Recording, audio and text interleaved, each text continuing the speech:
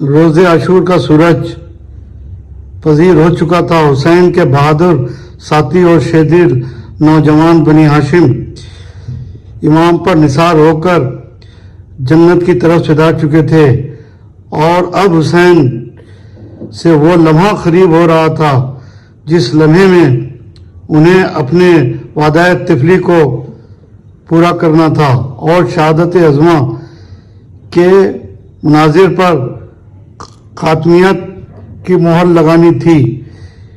بکھرے ہوئے لاشوں کے درمیان کھڑا ہوا امام اس آخری سجدے کی تیاری کر رہا تھا جو سجدہ توحید کی شان اور رسالت کی آبرو کی بنیاد بننے والا سجدہ تھا۔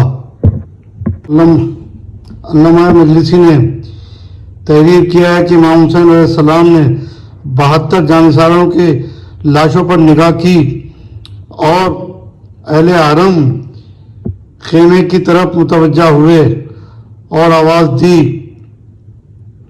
اے سکینہ، اے فاطمہ، اے زینب، اے ام کلثوم، سب پر میرا سلام ہو۔ جواب میں سکینہ نے کہا، بابا کیا آپ مرنے کے لیے تیار ہو گئے؟ آپ نے جواب میں فرمایا، وہ شخص کیسے مرنے کے لیے تیار نہ ہو جس کا کوئی ناصر و مددگار ہی نہ۔ اس پر جناب سکینہ نے کہا، بابا آپ ہمیں ہمارے جد رسول اکرم کے حرم تک واپس پہنچا دیں۔ افسوس ہے کہ اگر پرندے کو لوگ چھوڑتے تو وہ بھی سوتا ہے۔ اس پر خواتین اہل حرم میں شور گریہ اور بکا بلند ہوا۔ امام حسین علیہ السلام نے ان سے خاموش ہونے کو کہا۔ ترہی کے مطابق سید شہداء نے ام کلثوم کے قریب آ کر کے فرمایا، بہن میں تمہیں خیر کی وصیت کرتا ہوں اور اب میں اپنے دشمنوں سے جنگ کرنے جا رہا ہوں۔ اتنے میں سکینہ روتی پیٹتی ہوئی حسین کے پاس آئیں۔ حسین اس بچی کو بہت چاہتے تھے، اسے اپنے سینے سے لگا لیا اور اپنی آستین سے ان کے آنسو پوچھے اور فرمایا،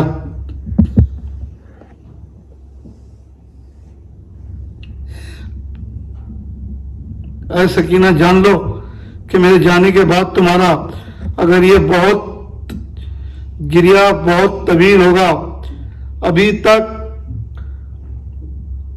میں زندہ ہوں، تم اپنے آنسوؤں سے میرا دل نہ جلاؤ۔ اے اچھی بچی، جب میں قتل ہو جاؤں تو سب سے زیادہ تم ہی مجھ پر رونے کی حقدار ہو۔ تبریک کے مطابق آپ نے پرانا لباس اس وقت طلب کیا تھا جب 2-3 افراد زندہ تھے۔ ترہی کے مطابق جب سارے کے سارے انصار اور انہوں شہید ہو گئے اور ان میں سے ایک بھی باقی نہ رہا، کسی نے اس تقاضے پر لبیک بھی نہ کہی، تو آپ کو موت کا یقین ہو گیا اور آپ خیمے کی طرف آئے اور اپنی بہن سے ارشاد فرمایا، بہن ایک پرانا لباس لاؤ تاکہ ان لوگوں سے کوئی بعید نہیں ہے کہ کسی کو کسی طرح رغبت نہ ہو اس سے، میں اپنے کپڑوں کے نیچے پہن لوں گا تاکہ مجھے قتل کے بعد بے لباس نہ کیا جائے۔ یہ سن کر خواتین عصمت پر گریہ اور زاری کی صدائیں بلند ہوئیں۔ آپ کو ایک لباس دیا گیا، اسے آپ نے مختلف جگہوں سے پارا کیا اور دوسرے لباسوں کے نیچے پہن لیا۔ آپ نے نئے زیر جامے اور شلوار کو بھی پارا کیا۔ امام باقر باقر علیہ السلام ارشاد فرماتے ہیں کہ جب امام حسین علیہ السلام کی شہادت کا وقت آ گیا تو آپ نے اپنی صاحبزادی فاطمہ کبریٰ کو بلا کر انہیں اعلانیہ ایک لپٹا ہوا وصیت نامہ تحفیظ کیا۔ اس وقت امام زین العابدین علیہ السلام شدید بیمار تھے اور بچنے کی امید نہ تھی۔ امام حسین علیہ السلام کی شہادت کے بعد جب مدینہ واپسی ہوئی تو فاطمہ کبریٰ نے وصیت نامہ امام زین العابدین کو دے دیا۔ امام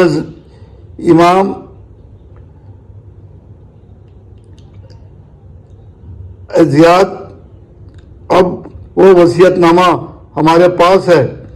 امام صادق نے ارشاد فرماتے ہیں کہ جب امام حسین علیہ السلام عراق جانے لگے تو آپ نے کتابوں اور وصیت نامے کو جناب ام سلمہ کے سپرد فرمایا، اور جب امام زین العابدین مدینے سے واپس آئے تو امانتیں جناب ام سلمہ نے انہیں دے دیں۔ کربلا کا وصیت نامہ اس وصیت نامے کے علاوہ ہے جو مدینے میں تھا۔ اصول کافی میں ہے کہ جب پوچھا گیا کہ کربلا والے وصیت نامے میں کیا ہے تو امام محمد باقر علیہ السلام نے فرمایا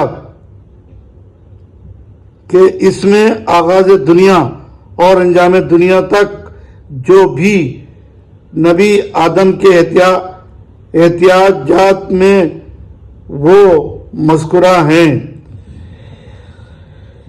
سید سجاد فرماتے ہیں کہ میرے والد نے اپنے شہید ہونے کے دن مجھے اپنے سینے سے لگایا جبکہ ان کے جسم سے خون ابل رہا تھا۔ انہوں نے فرمایا کہ مجھ سے ایک دعا یاد کر لو۔ مجھے مادر گرامی جناب فاطمہ زہرا نے تعلیم دی تھی اور انہیں رسول صلی اللہ علیہ وسلم نے تعلیم دی تھی اور انہیں جبریل نے بتلائی تھی۔ کوئی حاجت درپیش ہو، کوئی بڑا غم ہو اور کوئی بڑی مشکل ہو تو یہ دعا پڑھو۔ ابن سعد سے گفتگو۔ میدان میں آئے اور عمر بن سعد کو مخاطب فرمایا۔ جب وہ سامنے آیا تو آپ نے کہا کہ میرے 3 مطالبے ہیں، مجھے چھوڑ دو کہ میں اپنے اہل و عیال کے سامنے مدینے واپس جاؤں اور اپنے جد کی خبر مطہر کے پاس زندگی گزار دوں۔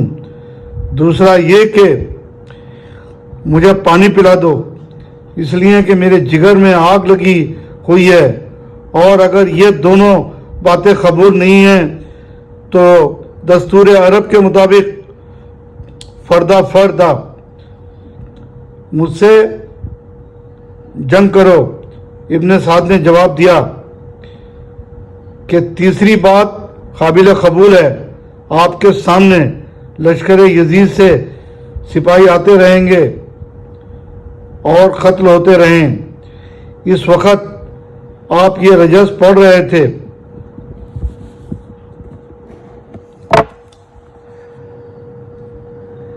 میں علی کا بیٹا ہوں اور اولاد ہاشم سے ہوں، اور مقام فخر میں یہی بات میرے فخر کے لیے کافی ہے کہ میرے جد رسول اللہ جو سارے رسولوں گزشتہ افضل ہیں اور ہم اس زمین پر اللہ کا نور بخشنے والے چراغ ہیں، اور رسول کی بیٹی فاطمہ میری مادر گرامی ہیں، اور میرے چچا جعفر ہیں جن کے پاس 2 پر پرواز ہیں۔ ہمارے خاندان میں اللہ کی سچی کتابیں نازل ہوئی ہیں اور ہدایت وحی ہمارے ہی خاندان سے مخصوص ہیں۔ ہم پوری انسانیت کے لیے اللہ کی امان ہیں، پناہ بھی اور آشکار بھی، اور ہم صاحبان حوض ہیں اور اس سے اپنے دوستوں کو سیراب کریں گے۔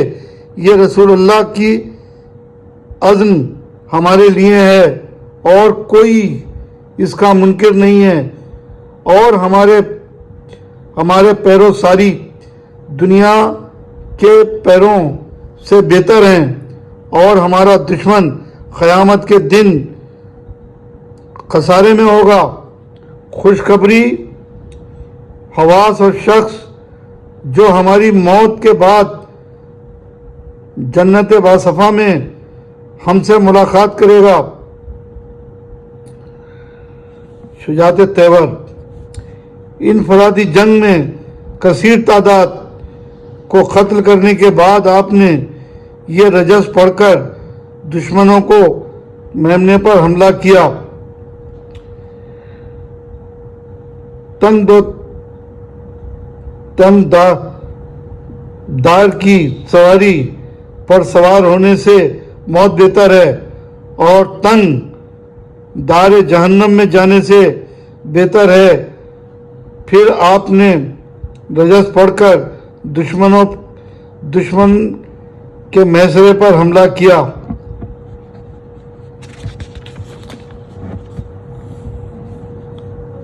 میں علی کا بیٹا حسین ہوں، میں نے قسم کھائی ہے کہ میں سر تسلیم خم نہیں کروں گا۔ میں اپنے باپ کی عیالات کی حمایت و حفاظت کر رہا ہوں اور نبی کے دین پر کاربند ہوں۔ علامہ مجلسی لکھتے ہیں کہ راوی کا بیان ہے کہ خدا کی قسم میں نے آج تک نہیں دیکھا کہ کسی شخص کے انصار و عیال خاندان قتل ہو گئے ہوں اور اس کے پرچاروں کی طرف سے ایک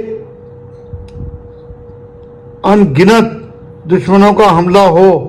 وہ حسین سے زیادہ قوی دل اور ثابت قدم ہو۔ جب لوگ ان پر حملہ کرتے تھے تو جواب میں تلوار سے ان پر حملہ آور ہوتے تھے تو دشمن اس طرح بھاگتے تھے جیسے بھیڑیے کے حملے سے بکریوں کی ریڑیں بھاگتی ہیں۔ جب آپ ان پر حملہ کرتے تھے تو وہ ہزاروں کی تعداد میں ہونے کے باوجود اس طرح منتشر ہوتے تھے جیسے ٹڈیوں کے جھنڈے منتشر ہوتے ہوں۔ آپ حملہ مکمل کر کے اپنی جگہ پر واپس آ جاتے تھے اور فرماتے تھے،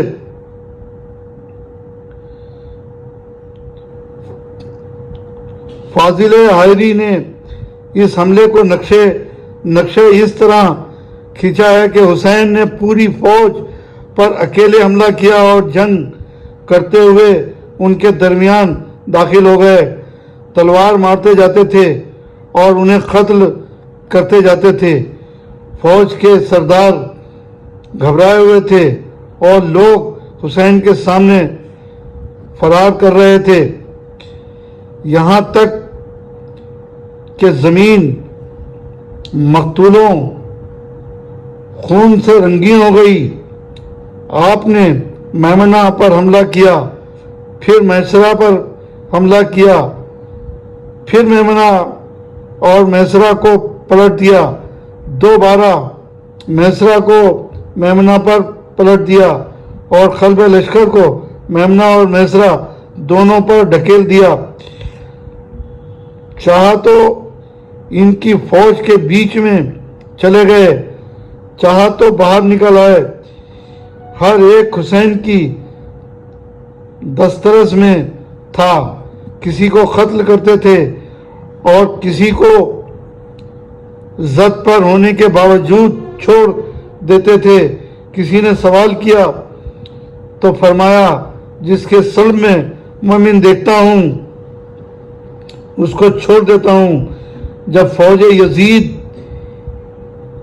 کی بہت بڑی تعداد قتل ہو گئی اور بہت سپاہی زخمی ہو گئے تو عمر بن سعد نے اپنے سپاہیوں سے کہا کہ تمہیں کچھ معلوم ہے کہ تم کس سے جنگ کر رہے ہو؟ یہ علی ابن ابی طالب کا بیٹا ہے، یہ قتال عرب کا بیٹا ہے، تم سب مل کر اس پر چاروں طرف سے حملہ کرو۔ اس وقت 4000 تیر اندازوں نے آپ پر تیروں کی بارش شروع کی اور ایک 84 نیزہ برابر نے حملہ کیا۔ امام حسین علیہ السلام نے یزید کے لشکر والوں سے سوال کیا کہ تم لوگ مجھ سے جنگ کیوں کر رہے ہو؟ کیا میں نے کسی کے حق کو ترک کیا ہے؟ کیا میں نے رسول اللہ کی کوئی سنت میں تبدیل کی ہے؟ کیا میں نے کسی حکم کی شریعت کو تبدیل کیا ہے؟ انہوں نے جواب دیا، ہم نے آپ کے باپ کی دشمنی بنیاد میں آپ سے لڑ رہے ہیں کہ انہوں نے ہمارے آباء و اجداد کو بدر و حنین میں قتل کیا تھا، یہ اس کا انتقام ہے، اور آپ نے ان کی بداخلی پر شدید گریہ کیا اور 4 اشعار پڑھے۔